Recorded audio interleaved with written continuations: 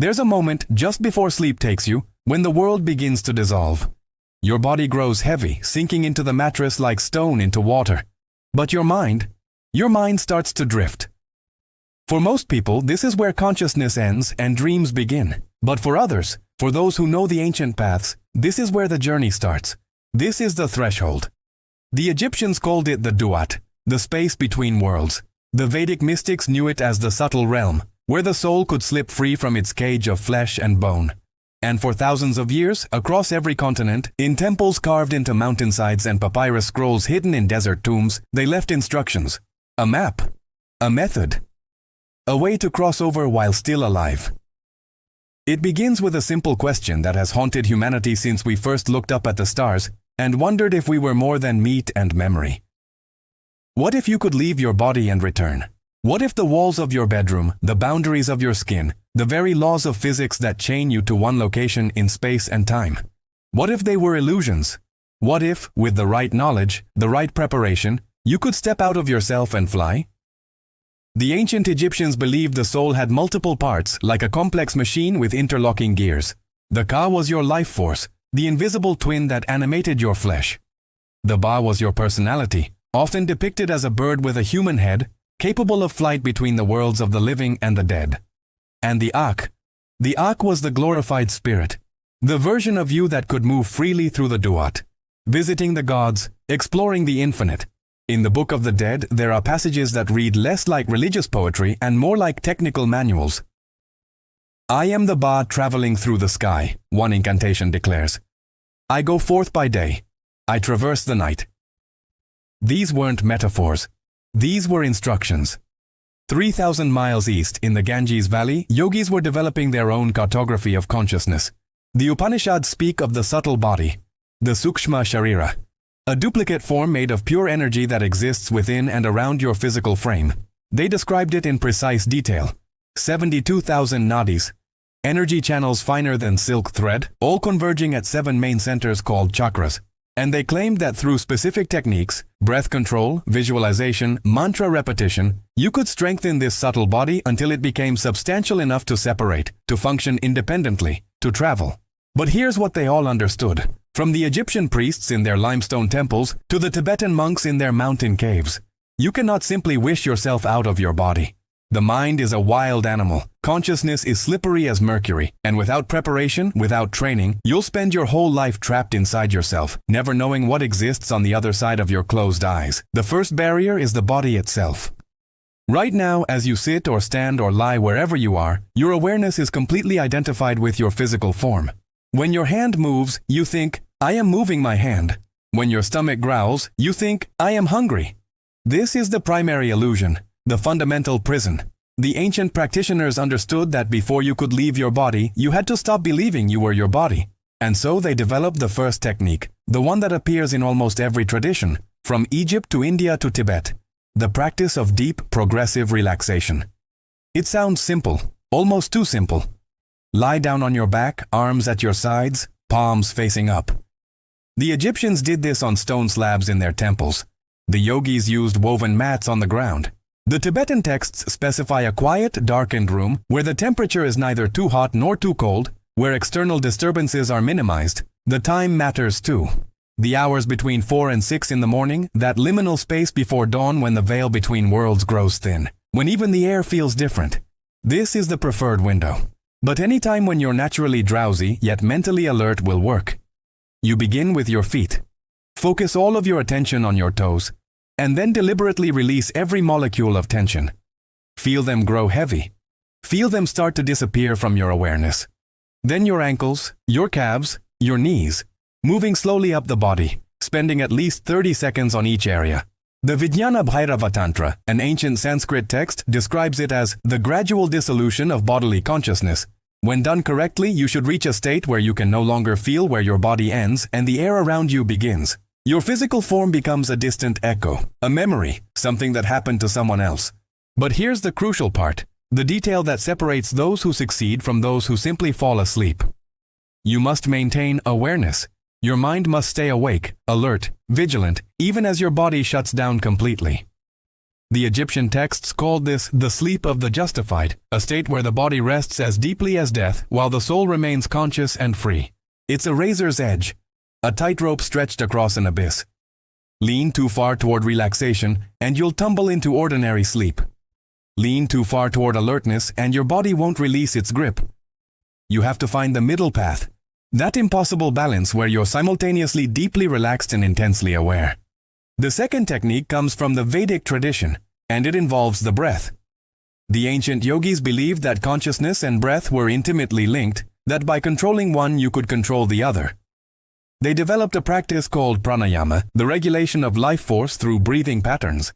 But for astral projection, there's one specific technique that appears again and again in the texts, the fourfold breath. Inhale slowly through your nose for a count of 4. Hold for 4. Exhale for 4. Hold the emptiness for 4. Repeat. The rhythm is crucial. Each cycle should take 16 seconds exactly. This does something to your brain chemistry, something the ancient yogis understood intuitively, but modern science is only beginning to map. The controlled breath triggers the parasympathetic nervous system, flooding your body with signals that say, you are safe, you can let go, you can separate. After perhaps 20 minutes of this rhythmic breathing, combined with the deep relaxation, something begins to happen. You might hear a sound, a vibration that seems to come from inside your skull. The Egyptians described it as the voice of the gods. The Upanishads call it the nada, the unstruck sound, the primordial vibration of the universe. Modern practitioners sometimes describe it as a buzzing, a humming, a freight train roaring through their head. This is the sign. This is the indication that you're approaching the threshold. Your consciousness is beginning to separate from your physical brain, like a hand slowly withdrawing from a glove. But there's a guardian at the gate. Every tradition speaks of it. The Egyptians depicted it as Amit, the devourer, waiting in the duat. The Tibetans called it the fear of death. Because at this point, as the vibrations intensify, as your awareness begins to slip loose from your body, your survival instincts will scream at you that something is terribly wrong. Your heart rate might spike. Panic might flood your system. Every cell in your body will beg you to stop, to return, to abandon this insane experiment. This is where most people fail. This is where the journey ends before it even begins. The secret, according to the ancient texts, is to welcome the fear. Don't fight it. Don't try to push through it. Instead, observe it with curiosity, as if you're a scientist studying a fascinating phenomenon. The Vijnana Bhairava Tantra instructs, when afraid, remain in the fear. Observe it completely. Fear will vanish. The Egyptian initiates were taught to recite specific spells at this moment, declarations of power and authority. I am one who passes through the darkness. I am protected. I cannot be harmed. These weren't prayers. They were psychological tools, ways to keep the conscious mind focused and calm while the separation process continued. And then, if you maintain your composure, if you breathe through the fear and the vibrations and the sensation that your entire world is coming apart, something extraordinary happens. You'll feel a shift, a sudden lightness, as if gravity has released its hold on you. Some describe it as floating, others as rolling out of their body sideways, like tumbling out of bed. The ancient Egyptian texts speak of rising like Ra, ascending like the sun god at dawn. The Sanskrit manuscripts describe it as the subtle body emerging through the crown chakra, like a snake leaving its old skin. The third technique, the one that bridges the gap between preparation and actual separation, comes from the Tibetan dream yoga traditions. It involves visualization, but not the gentle, passive kind of visualization where you imagine pleasant scenes. This is active, intense, demanding work. As you lie there, body paralyzed, consciousness hovering at the threshold, you visualize yourself standing up, but you don't move your physical body. You imagine it so vividly, so completely, that your subtle body responds instead. See yourself sitting up, but your physical form remains on the bed. Feel your subtle hands pressing down on the mattress. Feel your subtle legs swinging over the side. The Tibetan texts emphasize that you must use all your senses in this visualization. See the room from this new perspective. Feel the texture of the sheets against your subtle palms. Smell the air. Hear the sounds around you. Make it so real that your consciousness forgets which body is the real one. And then you stand. Your subtle body stands. And for the first time in your life, you experience something that should be impossible. You see your physical body lying motionless on the bed below you. The ancient Egyptian papyri describe this moment with stark clarity. You shall see your body as if it were another person. The Upanishads state, the Atman, the true self, observes the body as a person observes a garment they have removed. This is the moment of separation. This is astral projection. But here's what the ancient texts emphasize repeatedly, what modern practitioners often learn the hard way. The first separation is fragile. Your consciousness is like a bubble of air under water, constantly trying to rush back to the surface, back to the familiar prison of flesh and bone. You need an anchor. You need a focal point. The Egyptian technique involved immediately focusing on a specific destination, the Hall of Ma'at, where the gods gathered, a temple across the desert, a specific place that had been memorized in exacting detail during physical life. The Tibetan methods taught students to visualize a sphere of light hovering in front of their subtle body, and to follow it, letting it pull them away from the physical form, creating distance and stability. The fourth technique is about movement. In the physical world, you move by contracting muscles, by pushing against gravity and inertia. But in the subtle body, the rules are different. The ancient texts all agree on this. Thought is movement. Desire is propulsion. The Hermetic texts from Egypt state, as the mind wills, so the ka travels. The Yoga Sutras explain, for the perfected yogi, movement is instantaneous, achieved through pure intention. You don't walk or fly in any conventional sense. You think of a location, you hold it clearly in your mind, and you're there. Distance becomes meaningless. Time becomes fluid. The walls of your house, the boundaries of your city, the curvature of the earth itself, none of it applies to you anymore. But there's danger here, encoded in every ancient warning system. The Tibetan Book of the Dead speaks extensively about the bardos, the intermediate states between death and rebirth, and how easy it is to become lost, disoriented, trapped. The Egyptian coffin texts contain numerous poi spells for not dying a second time in the realm of the dead. Instructions for maintaining your sense of self when everything around you is shifting and strange. Because in the astral realm, reality is malleable. Your thoughts manifest instantly. Your fears become visible. Your expectations shape what you perceive. If you panic, if you lose control of your mind, you can create your own hells, your own prisons, your own monsters. The fifth technique is the anchor, the silver cord, the connection that ensures you can always find your way back. Almost every tradition mentions it. The ancient Greeks called it the soul thread. The Chinese called it the spirit rope. The Egyptians described it as the bond between ka and body that cannot be severed until the appointed time. Modern practitioners often describe seeing or feeling a cord of silvery white light stretching from their subtle body back to their physical form, growing thinner as they travel further but never breaking. The Sanskrit texts explain it differently. The prana, the life force, maintains the connection between the gross and subtle bodies like a string connecting a kite to its master. This is your safety line. This is what separates astral projection from death. As long as the cord remains intact, you can return instantly by simply thinking of your physical body, by desiring to return. The cord will contract like an elastic band, pulling your consciousness back across whatever distance you've traveled, snapping you back into your flesh in an instant. The Egyptian texts contain specific spells to strengthen this connection before attempting to travel far. I am bound to my body by the eternal thread. I am anchored to life. I shall return when I will it.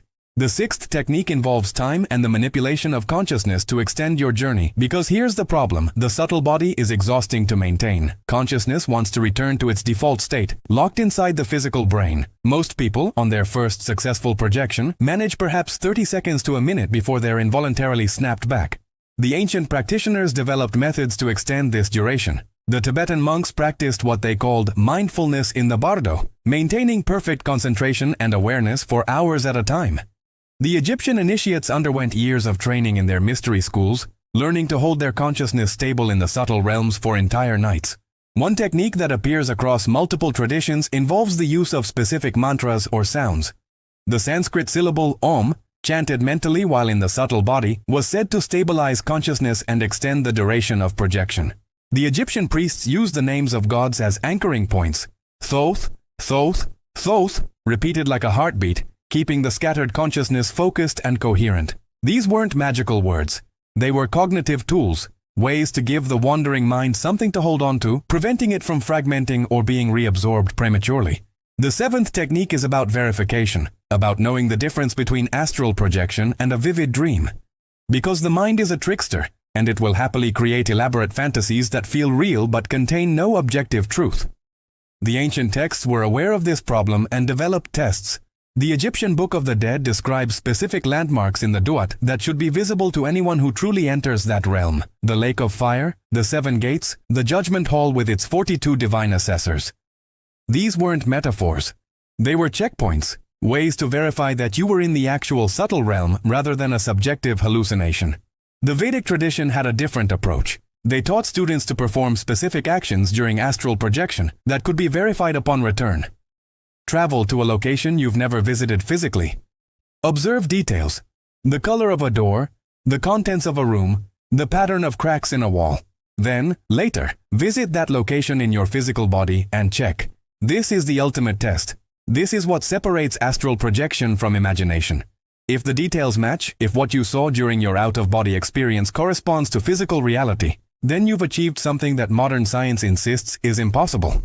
The eighth technique comes from the advanced practices, the ones reserved for initiates who had already mastered basic projection.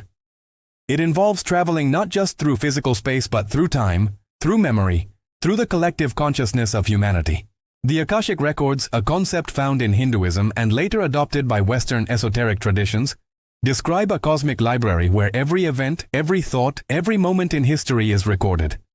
The ancient Vedic texts call it Akasha, the primordial substance, the foundation of reality. And they claim that an experienced practitioner in their subtle body can access this realm, can witness past events as if they're happening now, can glimpse possible futures, can download knowledge that shouldn't be available to them. The Egyptian equivalent was the Hall of Records, said to be located beneath the Sphinx, containing all the wisdom of the lost civilizations. But the texts suggest this was never a physical location. It was a metaphor for a level of consciousness that could be accessed through deep projection, a state where individual awareness merges with the universal mind. The technique involves traveling inward rather than outward, sinking deeper into consciousness rather than expanding across space. Visualize yourself descending, falling through layers of awareness, through your personal memories, through your genetic history, through the collective unconscious, until you reach a level where everything is information, where past and future collapse into an eternal now. But there's a ninth technique, one that the ancient texts mention with reverence and warning: the encounter with other entities. Because according to every tradition, you're not alone in the subtle realms. The Egyptians spoke of gods and demons, spirits and shades, each with their own agendas and territories. The Vedic texts describe devas and asuras, celestial beings and earth spirits, some benevolent, some indifferent, some actively hostile to human visitors. The Tibetan teachings are explicit. In the bardo, you will encounter beings of light and beings of shadow, and you must have the wisdom to distinguish between guides and deceivers. The technique for dealing with these encounters is based on sovereignty and mental discipline. Never give away your power. Never agree to anything without full understanding. Never follow an entity unless you've tested its nature. The Egyptian spells contain interrogations. Who are you? By what authority do you address me? What is your true name? Names were crucial. In the ancient world, to know the true name of a being was to have power over it. The Vedic mantras served a similar purpose, creating barriers of sound and intention that protected the traveler from hostile forces. The Gayatri mantra chanted in the subtle body was said to create a shield of light that no negative entity could penetrate. And then there's the 10th and final technique, the one that separates the practitioners from the masters. The art of sustained, repeated projection until it becomes as natural as breathing. Because the ancient texts all agree on this point. Astral projection isn't meant to be a rare, difficult achievement. It's meant to be a skill, a capability, something you can do at will. The Egyptian priests spent decades training until they could slip out of their bodies as easily as removing a coat. The Tibetan masters practiced dream yoga every single night, maintaining consciousness through the sleep cycle, exploring the subtle realms for hours while their physical bodies rested. The Vedic yogis aimed for a state they called turiya, the fourth state of consciousness beyond waking, dreaming, and deep sleep, where the boundary between physical and subtle becomes permanently permeable. The training regimen they followed was rigorous. Every night, the same ritual, the same time, the same preparation. Lie down in the prescribed position. Perform the deep relaxation, segment by segment, until the body is completely released. Execute the fourfold breathing pattern, 16 seconds per cycle, until the rhythm becomes automatic. Wait for the vibrations, the sound, the sign that the threshold is approaching. Maintain awareness through the fear response. Visualize the separation with perfect clarity.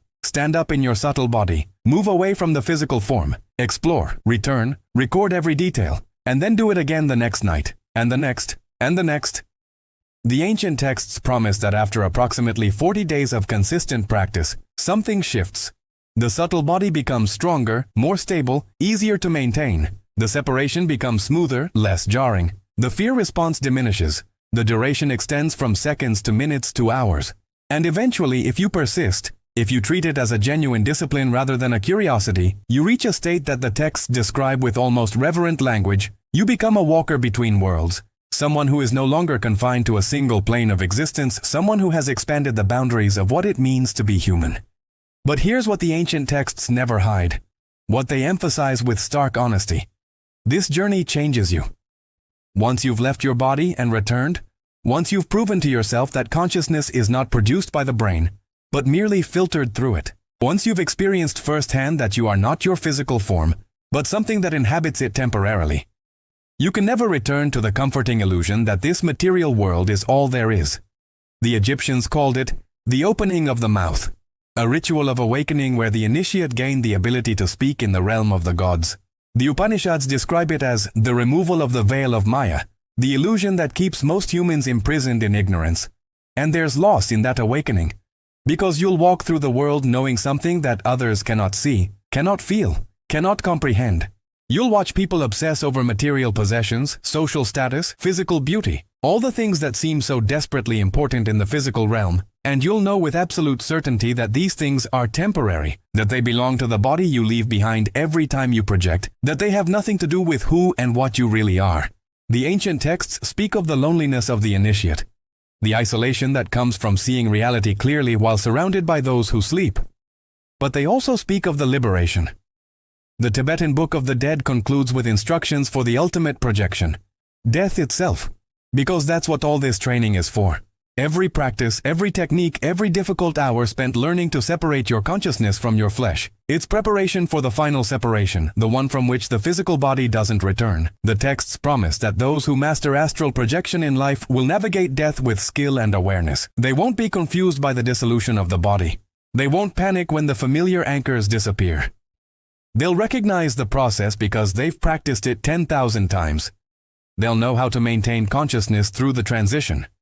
They'll know how to travel toward the light, toward the liberation, toward whatever lies beyond.